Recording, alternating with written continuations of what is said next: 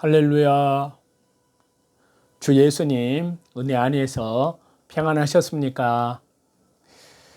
계속해서요. 요한계시록을 말씀을 드리고 있는데요. 먼저 요한계시록 2장 5절입니다. 그러므로 어디서 떨어졌는지를 생각하고 회개하여 처음 행위를 가지라. 자, 우리가요. 에베소 교회와 같은 우를 범하지 않기 위해서는 어디서 떨어졌는지를 생각해야 하는데요. 사람을 살리라고 준 진리로 성도의 가슴에 비수를 박는 이 이상한 상황에 이르기까지 어디서부터 잘못되었는지 생각하라는 말인데요. 그렇다면 진리는 왜 주셨을까요? 거짓에 넘어간 사람을 살리고 회복하라고 주신 것이 아닐까요? 그런데 이 진리로 여기저기 돌아다니면서 광기에 칼질을 해야 됩니다. 자신의 작은 지식으로 상대방의 급소를 찌르는 일이 개인적으로나 교계적으로 얼마나 많은지 모릅니다. 우리나라가 일본의 식민지로 36년을 지내는 동안에요. 한국 교회에서는 순교자뿐만이 아니라 배신자도 나왔습니다. 교단이 신사참배를 결의하고 시행하기도 했는데요. 해방을 맞은 한국 교회는 서로를 배신자라고 정죄하는 일만 했지 박해, 핍박의 앞에서 신앙을 잠시 버린 사람들에게 돌이킬 수 있는 기회는 주지 못했던 것인데요. 그래서 영원히 서로 등을 지고 말았는데요. 교회에 싸움이 나오면 정말 마음과 뜻과 정성을 다해서 싸우기 때문에 세상에서 벌어지는 싸움보다 더 살벌하기도 합니다. 상식 밖의 행동들을 신앙의 이름으로 저지르기도 하는데요. 믿지 않는 사람들은 싸우고 나서 함께 술을 마시고 털어버리자고 하지만요. 예수님 믿는다는 사람들은 그렇게 하지도 못합니다.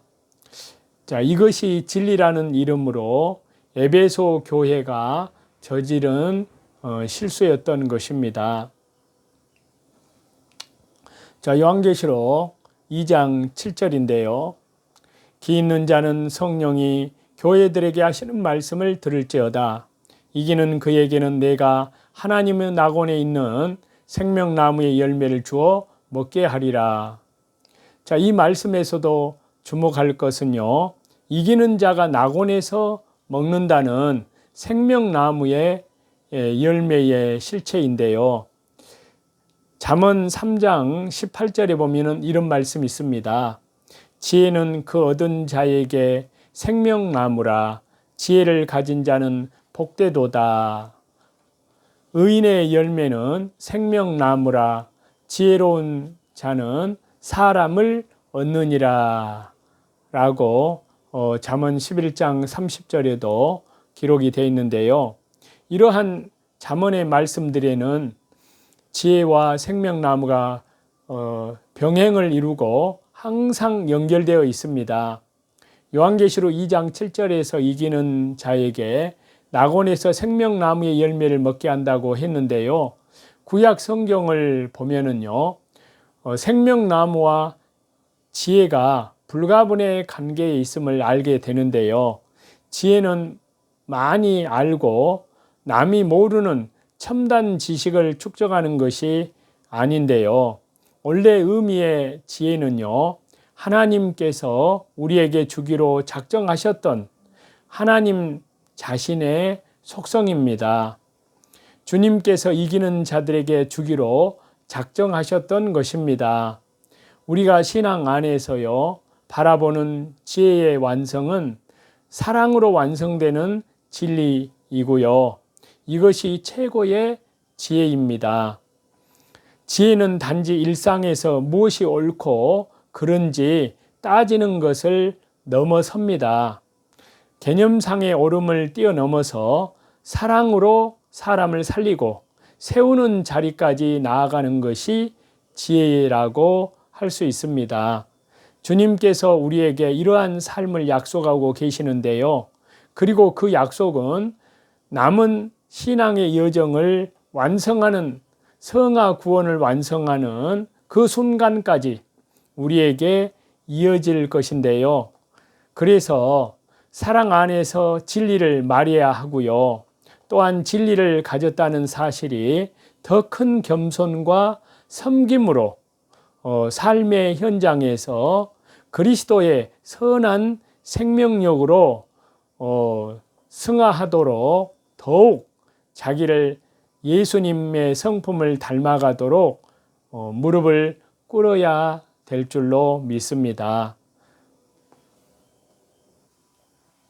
고구려 백제 신라 가야 역사는요, 불교가 아닌 하나님, 여호와 하나님, 천신 숭배 신앙이 이 삼국의 본래 신앙이었다는 사실을 말씀을 드리고 있는데요. 이 삼국시대 초기에는 초대교회 신앙을 가진 스구디아인, 스키타이족이라고 하는 오늘날 터키 사람들이 신약의 신앙이 전래된 것으로 지금 유물들을 통해서 밝혀지고 있는데요. 자, 스구디아인이 사국시대, 그러니까 고구려, 백제, 신라, 가야, 이 네 나라 사국시대에 우리나라에 들어와서 좋은 기독교의 신앙을 전수를 시켜 주었다는 사실입니다.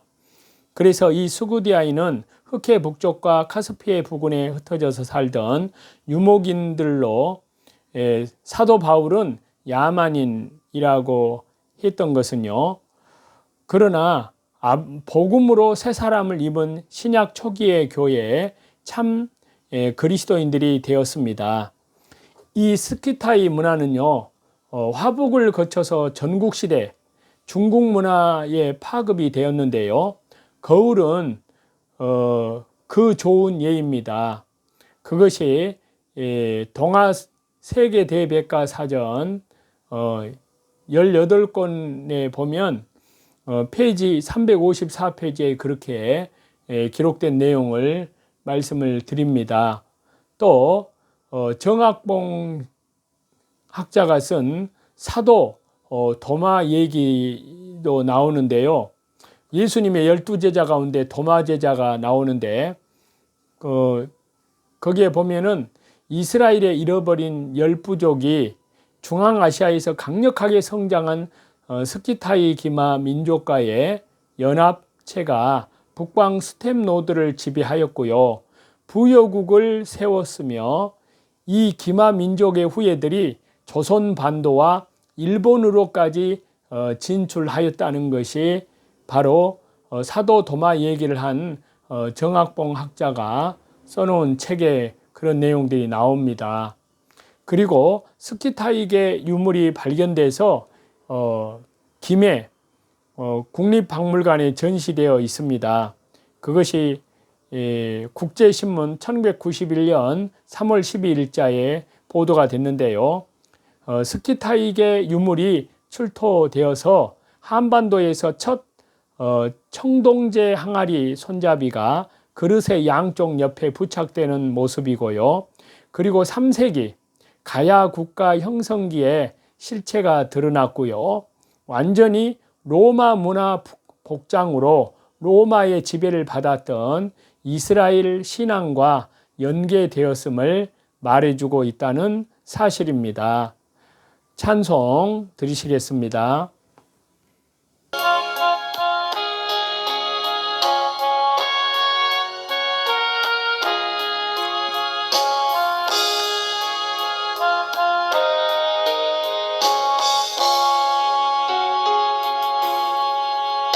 주 예수님보다도 귀한 것은 없네. 이 세상 보기와 바꿀 수 없네.